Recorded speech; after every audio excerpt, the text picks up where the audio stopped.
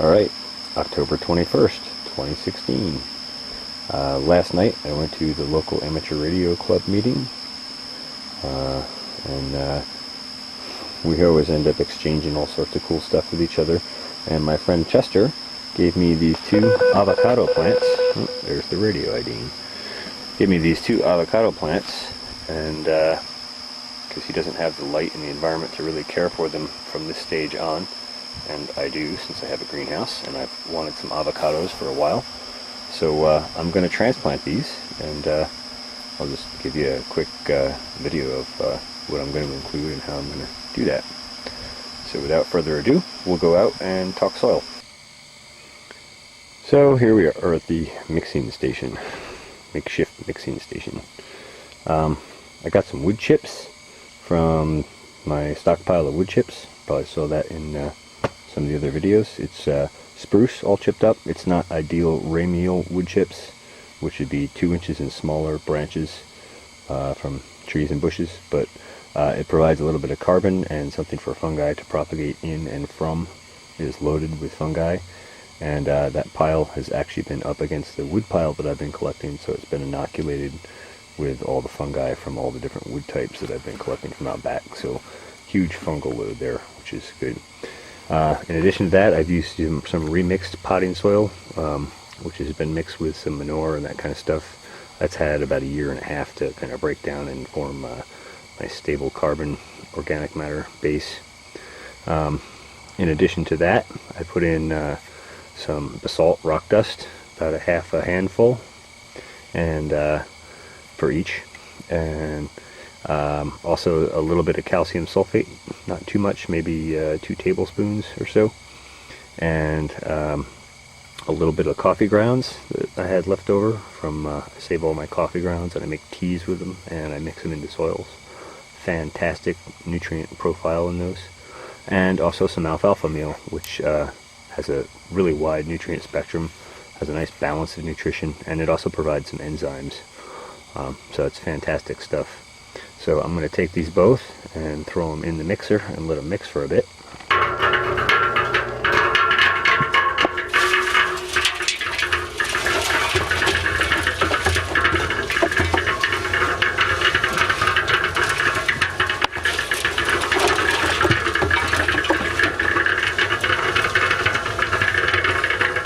And away we go. There we go. 2 pots full of mixed soil. I'll tell you what, the cement mixer makes it really easy. Takes a lot of mixing time out of the game. And you'll see that there's little pieces of the wood chips that I mentioned, and pieces of chipped branches. So that's good both for fungal load and also for a place for the fungi to grow and propagate, as well as bacteria. And it provides carbon. So let's go transplant these. Here we are back in the greenhouse at the unofficial transplant station. One sec. So Chester did a wonderful job of wrapping these up in the paper towels to protect them. He protected the entire root zone. Just want to show you a wrapped up versus unwrapped. Very nice job, Chester. Perfect. That's how you care for plants. Alright, you can see the root structure is coming out of here. And all we're going to do is set this in the soil just about deep enough to just about cover most of that avocado pit. And also I want to point out, let me zoom in a little here. Too much.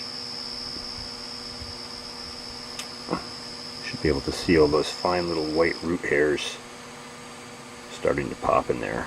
And that's a really good sign. That's a plant that's right at the appropriate stage to be transplanted into soil.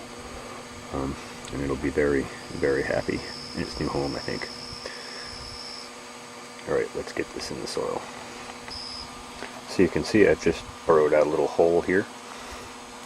We're just going to take this plant and set it in the hole and bring the soil back around it. Now usually when you transplant a newly transplanted plant, especially if it has roots on it, or if it doesn't, you want to kind of firm the soil in around it a little bit. You don't want to do it too hard and prevent air from getting into the soil, but you want to firm it in enough that your plant has some support and stability. And if you're doing these outside or in a high wind environment, you want to be sure that you add like a stake for support.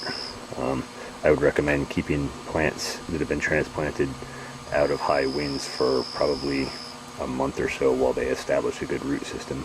Although you can do that much faster if you have enough phosphorus present in the right biology.